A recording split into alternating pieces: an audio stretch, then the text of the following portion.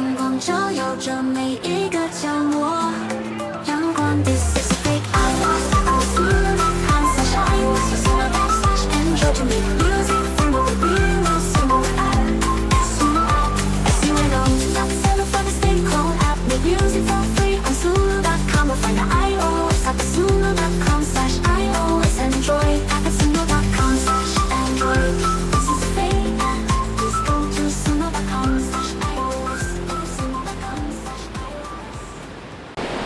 မင်္ဂလာပါ M Square Program နဲ့ကြိုဆိုပါရစေအခုကျွန်တော်ရောက်ရှိနေတဲ့နေရာကတရုတ်ပြည်ထဲမှာရှိတဲ့ငွေရံဆိုတဲ့မြို့လေးဖြစ်ပါတယ်ကျွန်တော်နည်းနည်းလမ်းလျှောက်ပြီးတော့ပြောလို့မှလူတွေအများပဲဆိုတော့သူကဘယ်မှာရှိတယ်လဲဆိုလို့ရှိရင်တရုတ်ပြည်ရဲ့ဒီအနောက်တောင်ဘက်ခြမ်းမှာရှိတယ်ပေါ့နော်မြန်မာပြည်နဲ့လည်းတိတ်မဝေးပါဘူးမြေပုံထဲမှာကြည့်လိုက်လို့ရှင်သိရမလားရာသီဥတုကလည်းတော်တော်ကောင်းတယ်ကျွန်တော်ရောက်ဘူးတဲ့တရုတ်ပြည်ထဲမှာရှိတဲ့မြို့တွေထဲမှာဒီမြို့ရာသီဥတုအကောင်းဆုံးပဲတောင်တန်းတွေလည်းအများပဲပြီးလို့ရှိရင်တစ်ပြည်နယ်ကလည်းအများပဲကျွန်တော်မနေ့ကမှဒီဂွမ်ဂျိုးကနေယထာ4နာရီစီးပြီးတော့လာခဲ့ပါတယ်ဟုတ်ပါပြီကျွန်တော်ဒီဗီဒီယိုမှာပြောချင်တဲ့အရာဒီမှာနည်းနည်းထူးထူးဆန်းဆန်းလေးဖြစ်သွားအောင်လေကျွန်တော်တခုလုပ်ချင်တာက essay competition လည်းလုပ်ချင်ပါတယ်ဘာအကြောင်းဖြစ်မလဲဆိုတော့ကျွန်တော်ဟိုတညတော့ငါပေါ့နော်ဂွမ်ဂျိုးမှာဟိုတယ်မှာအိတ်တော့မလို့ဒါပေမဲ့အိတ်လို့မရတာနဲ့ကျွန်တော် TikTok ဖွင့်လိုက်ပါတယ် TikTok ဖွင့်လိုက်တော့ဘာလို့တွေ့တယ်လဲဆိုလို့ရှိရင်အခုပေါ့နော်မြန်မာနိုင်ငံမှာကုန်စည်နှုန်းတွေအင်မတန်မှတက်နေတယ်ဆိုတဲ့ဟာကိုကျွန်တော်တွားပြီးတော့သတင်းဖတ်မိတယ်ပြီးလို့ရှိရင်ကြက်ဥတစ်လုံးကကြက်900ထိရောက်သွားတယ်ပေါ့နော်အဲ့ဒါနဲ့ကျွန်တော်ဒီ idea ကိုစဉ်းစားမိတာပေါ့နော်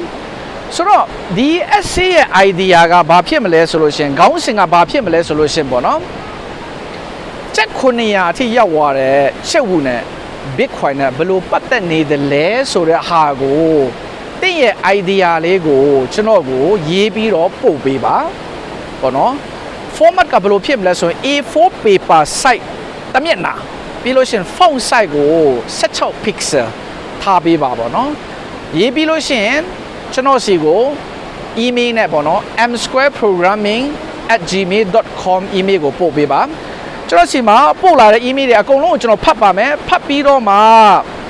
အကောင်းဆုံး3ခုကိုကျွန်တော်ရွေးချယ်မယ်ဗျအဲ့လိုရွေးချယ်ပြီးသွားပြီဆိုလို့ရှိရင်ကျွန်တော်စုချပါမယ်ပထမစုကိုကျွန်တော်ကျပ်3သိန်းမှုတ်ဖို့ပေးမယ်ဒုတိယစုကိုကျပ်2သိန်းပေးမယ်ပထမစုကိုတတိယစုကိုပေါ့နော်ကျပ်3သိန်းပေးပါမယ်ဟုတ်ပါပြီ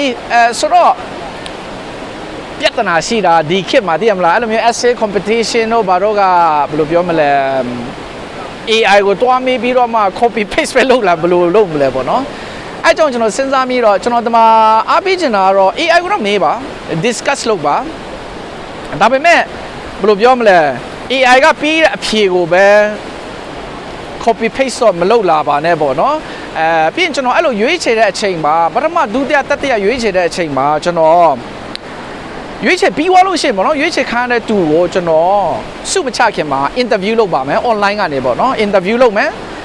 တင်ရေးထားတဲ့ essay ကတင်တကယ်ရေးထားမှတင် idea ဖြစ်မှတင်တကယ်နားလည်မှပေါ့နော်ဘာဖြစ်လို့လဲဆိုတော့ကျွန်တော်ဒီ essay competition ရဲ့အဓိကရည်ရွယ်ချက်ကဒီ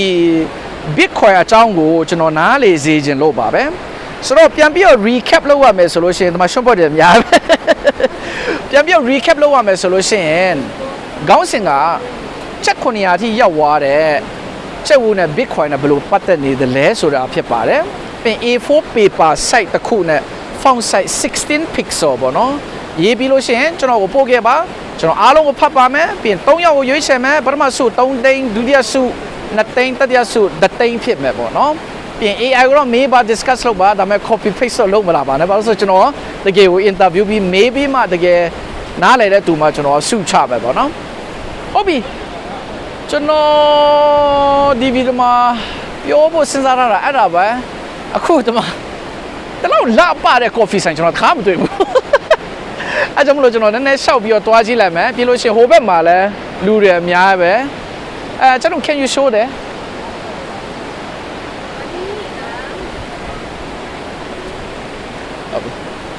ဟုတ်ပြီဒါဆိုလို့ရှိရင်ဒီဗီဒီယိုမှာအဲ့ဒါပဲပြီးနောက်ဗီဒီယိုမှာပြန်တွေ့ရအောင်တတ်တာ